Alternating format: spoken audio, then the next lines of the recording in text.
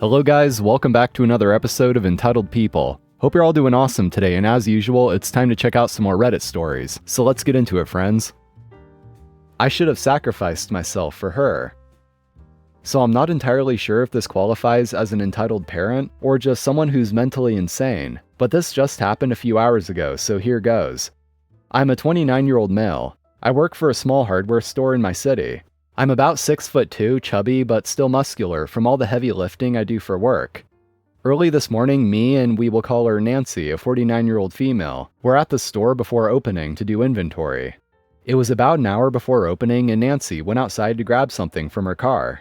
She came back in a few minutes later, at gunpoint, with someone walking behind her. I've never been involved in any kind of robbery before, aside from minor shoplifting attempts, so I froze in place.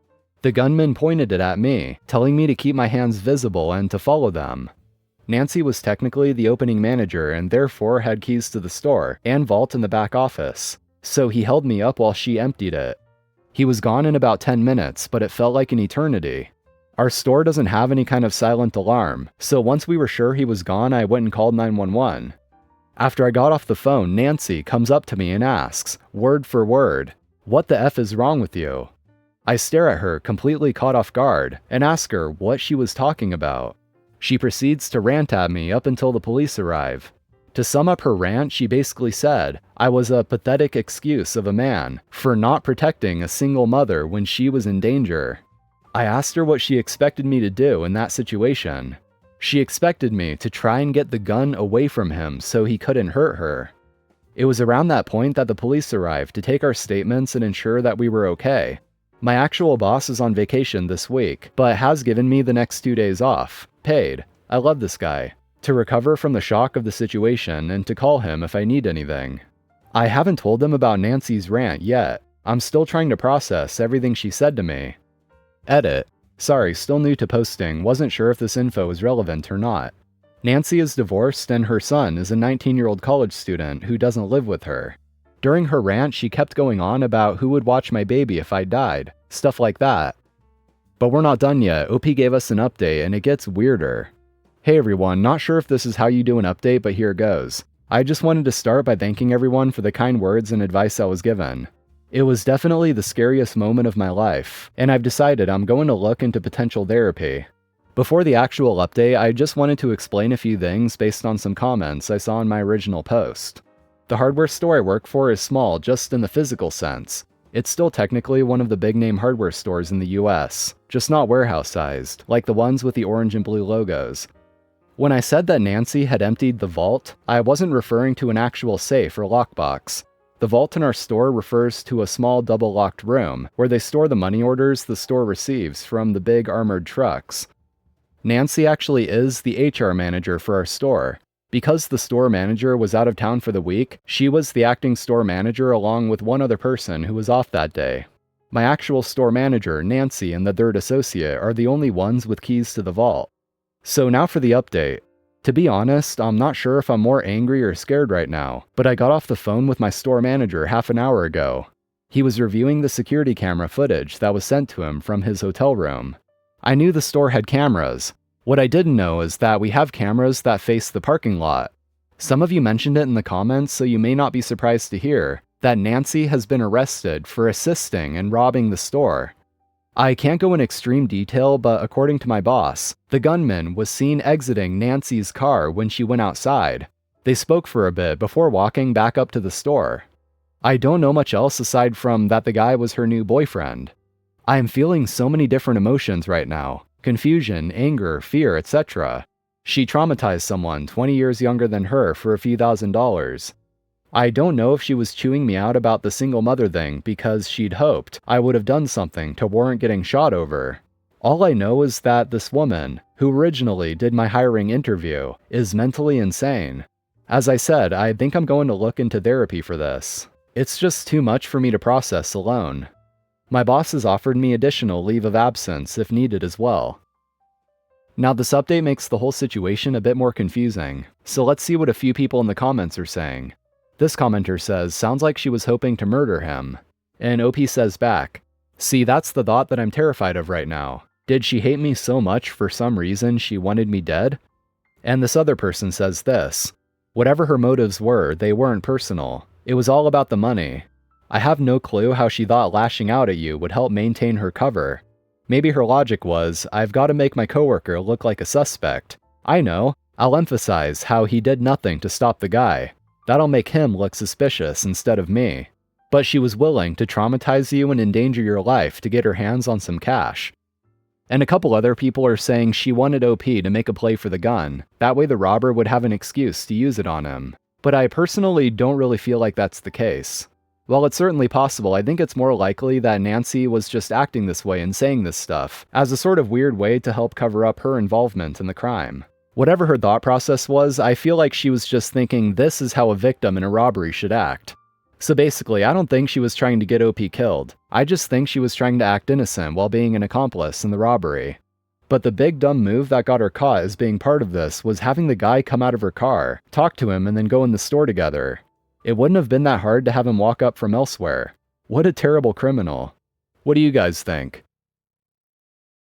Just found out that a warehouse is being built on land that I own. I was never told about it and didn't sell my land to anyone. I own property in North Carolina. It's a piece of land on the outskirts of a town/small city that's slowly expanding. It used to be farmland, and there was an old house of little value. I live out of state and have not visited the place in 8 years. No one has been living in the house for the last 18 months. After all this time, I just went to have a look at my property. I was in for quite a shock as I arrived where my house used to be.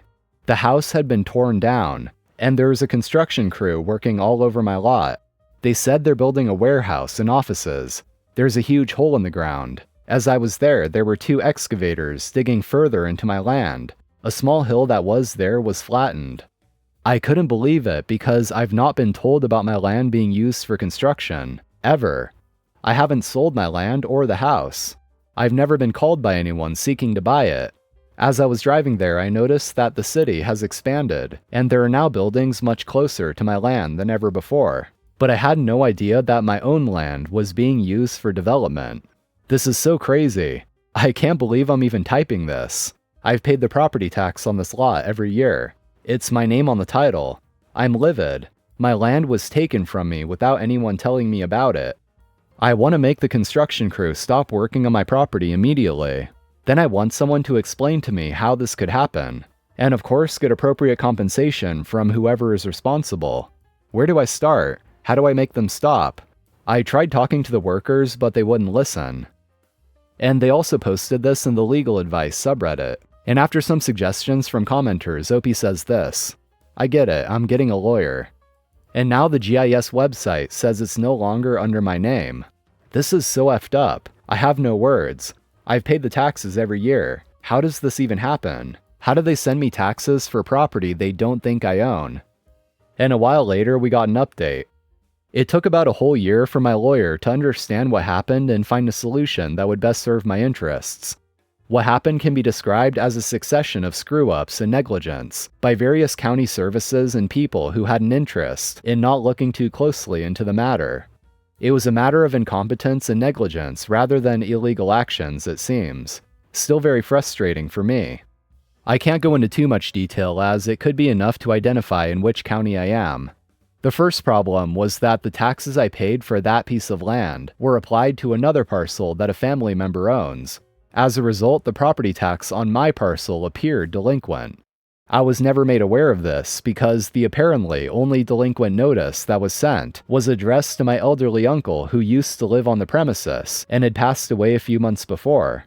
This is infuriating because the taxes were sent to me in Michigan, so they knew where to find me, but the delinquent notice was sent to a different address due to, quote, miscommunication between the 2 services. The fact that my uncle and I have similar names, like I'm Michael John Doe and he was John Doe, likely added to the confusion. As a consequence of the, quote, unpaid taxes, my land was foreclosed and sold. The processes were expedited and minimal effort was put into trying to reach me. There were other things that happened which were not really illegal, more like neglectful, but I won't describe them here on the advice of my lawyer. Apparently at some point some procedure wasn't completely respected, and I could have had an argument to sue and win. My attorney told me to prepare for an uphill battle though. and one that would have been long and costly. In the meantime, my attorney communicated with the company that was having the buildings constructed. They decided to pause the construction to evaluate the situation. Then they restarted, then stopped again. Probably they were advised that we had grounds to sue, and the proceedings could last forever. There didn't appear to be any mistake or illegality from their side, but likely they didn't want to waste any time on that. So after negotiating with my attorney, they made an offer that I accepted, in exchange for me not to claim my land back.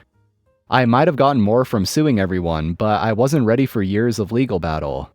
I'm bitter that land that belonged to my family for over a century was taken from me like that.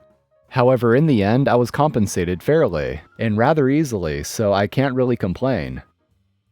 It's great that in the end, OP was compensated for it, but still, man, that is just a massive oversight, isn't it?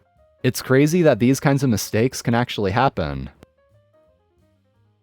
My new catchphrase is "not my job." So I got turned down for a promotion recently. I was told that I get distracted too easily and don't focus on my job. I got told that I need to stop trying to run in to be a hero if I ever want to be considered for a promotion. I was told that I need to work as directed. So for context, I have been doing my boss's work for him. When things at work get backed up, I will jump in to get things back in order quickly. My job has fairly specific jobs where we aren't supposed to change positions and we are to work as directed. I have gone to help out those outside of my job repeatedly since being hired. My direct supervisor and manager loves it when I go to help out. Well, that all stopped now.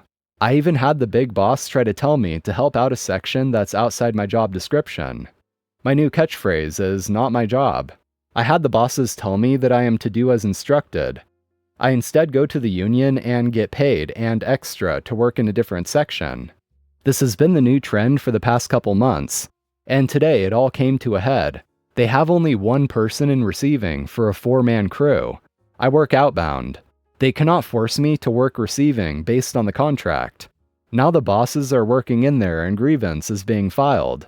The bosses have stopped working and receiving is completely backed up. I just had my manager come and beg me to help. I told him, "Not my job. I need to remain focused on my job and try not to be a hero." Work has ground to a halt, and the steward is demanding triple rate for anyone moved to receiving since management decided to work. Alright, that's going to be it for today, friends. Thank you for watching. Make sure to drop a like if you enjoyed and hit that subscribe button for more. So take care, I'll see you next time.